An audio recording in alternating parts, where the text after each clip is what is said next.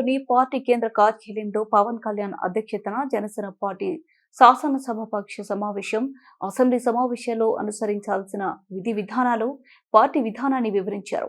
పవన్ కళ్యాణ్ అధ్యక్షతన జరిగే ఈ సమావేశంలో మంత్రులు నాదెండ్ల మనోహర్, కందుల దుర్గేష్, ఎంపీలు, ఎమ్మెల్సీ, ఎమ్మెల్యేలు పాల్గొన్నారు.